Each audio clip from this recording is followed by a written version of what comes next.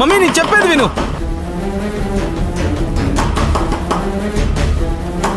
Mummy please mummy, నేను చెప్పేది విను మమ్మీ. డోర్ తీ మమ్మీ. వాడికి ఇప్పటికే వాడు చేసిన తప్పు తెలిసి రావడం లేదు. ఇక వాడి గురించి ఆలోచించాల్సిన అవసరం లేదు. మనం వెంటనే వెళ్లి దియా వాళ్ళ పేరెంట్స్ తో మాట్లాడదాం. ఇప్పుడు వాళ్ళతో ఏం మాట్లాడాలి? పెళ్లి సంబంధం మాట్లాడాలి. ఇప్పుడా? అవును, వెంటనే ఈ పెళ్లి జరిగిపోవాలి. ఆవేశంతో నిర్ణయాలు తీసుకోవద్దు రుద్రాణి, ఆలోచించి నిర్ణయం తీసుకో. ఇంతకు ముందు నేను చెప్పింది వినకుండా నీ ఇష్టం వచ్చినట్టు చేశావు. అందుకే పరిస్థితి ఇంత దూరం వచ్చింది. ఇప్పుడే కదా ఇంత గొడవ జరిగింది. వెంటనే మళ్ళీ పెళ్లి అది ఇది అంటే ఎలా చెప్పు? ముందు వాడి మనసు మార్చే ప్రయత్నం చేద్దాం. ఏంటి ఇంకా వాడి మనసు మార్చేది? ఒక్కగానొక్క కొడుకు అని ఇవ్వాల్సిన స్వేచ్ఛ కంటే ఎక్కువ ఇచ్చాం. మనం ఇచ్చాం కదా అని వాడేకంగా మనల్నే కాదని వాడికి నచ్చిన అమ్మాయిని తీసుకెళ్లి పెళ్లి చేసుకునే స్వేచ్ఛ తీసుకున్నాడు. అది ఎవరు ఏంటి అనేది చెప్పకుండా మన దగ్గరే నాటకాలాడాడు. దాన్ని పరిచయం చేస్తాము అంటే ఒక మెట్టు దిగి మరీ ఎక్కడికో వెళ్లి మరీ వెయిట్ చేశాం. ఒక అమ్మాయిని ప్రేమిస్తున్నాడు అంటే అది మన స్టేటస్ కి తగ్గదా కాదా, చదువు సంధ్య ఉందా లేదా, అటేడు తరాలు ఇటేడు తరాలు ఏమీ చూడలేదు నేను. తల్లిగా వాడి కోసం నేను ఇంత చేస్తే తిరిగి వాడేం చేశాడు? నన్ను కాదని నా పరువు తీసి నన్ను స్టేషన్ పాలు చేసిన ఆ మాధవ్ గడి చెల్లెల్ని పెళ్లి చేసుకోవడానికి సిద్ధపడ్డాడు.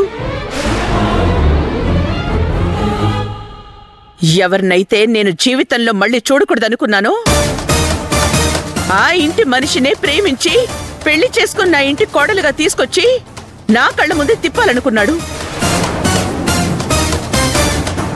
ఇంకా వాడి గురించి ఆలోచించాల్సిన అవసరం లేదు. వాణ్ణి మార్చుకోవాల్సిన అవసరం కూడా నాకు లేదు. అర్జెంటుగా ఈ పెళ్లి జరిగిపోవాలి అంతే. దయచేసి తొందరపడకు రుద్రాణి. సిద్ధార్థ చిన్నపిల్లాళ్ళంటాడు. వాడేదో తప్పు చేసినట్టు మాట్లాడతావేంటి? వాళ్లే ఏదో మాయ చేసి మన వాణ్ణి ఆ అమ్మాయి వాళ్ళు వేసుకునేలా చేశారు. నువ్వు ఆలోచించాల్సింది వీడేం తప్పు చేశాడని కాదు, వాళ్ళేం చేసుంటారని. ఏంటి వాళ్ళ గురించి ఆలోచించేది? మన బంగారం మంచిదైతే కదా. అయినా ప్రేమించడానికి ఎవరూ దొరకనట్టు పోయి దాన్ని ప్రేమించి పెళ్లి చేసుకోవడానికి సిద్ధపడ్డాడు. కాస్త ఆగుంటే దాని మెళ్ళో తాళి కట్టి మన చేతిలో అక్షంతలు పెట్టుండేవాడు. నువ్వు నీ కొడుకు గురించి మాట్లాడుతున్నట్టు లేదు, ఎవరో పరాయివాడి గురించి మాట్లాడుతున్నట్టుంది. వాడు ఇప్పటికీ మంచివాడే. ఆ రాఘవ గాడికే 4 రూపాయలు చేతిలోకి రాగానే మనతో బంధుత్వం కలుపుకోవాలని ఆశపడినట్టున్నాడు. అదే ఇదివరకులా రోడ్డు మీద పడుంటే వాడి చెల్లెల్ని మన కోడలిగా చేయాలన్న ఆలోచన కల్లో కూడా వచ్చేది కాదు.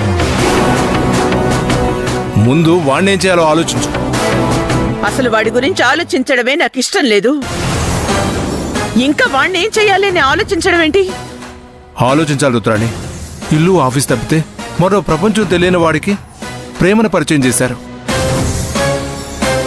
నీ మాటకి ఎదురు చెప్పని వాడికి నీకే అబద్ధాలు చెప్పేలా చేశారు. కాసేపు నువ్వు కనిపించకపోతేనే అమ్మెక్కడా అని అల్లాడిపోయేవాడికి ఇల్లు కూడా కాదని ఇంట్లో నుంచి వెళ్ళిపోయి మరీ పెళ్లి చేసుకునేలా చేశారు.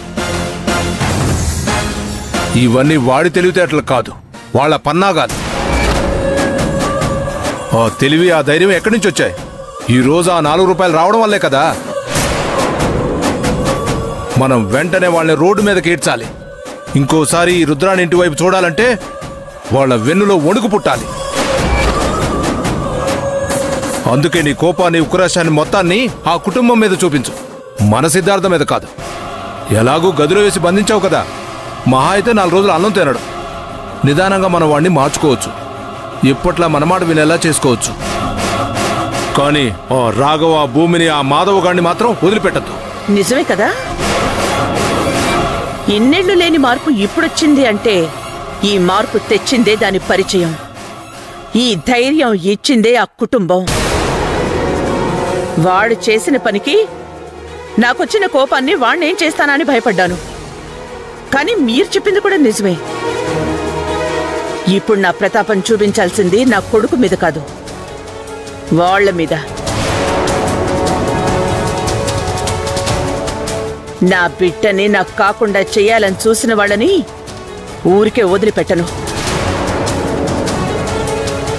పడి లేచాం కదా అని పరిగెత్తాలని చూస్తున్న రాఘవ్ గడి కుటుంబాన్ని నడి రోడ్డు మీదకి ఈడ్చకపోతే నా పేరు రుద్రానే కాదు.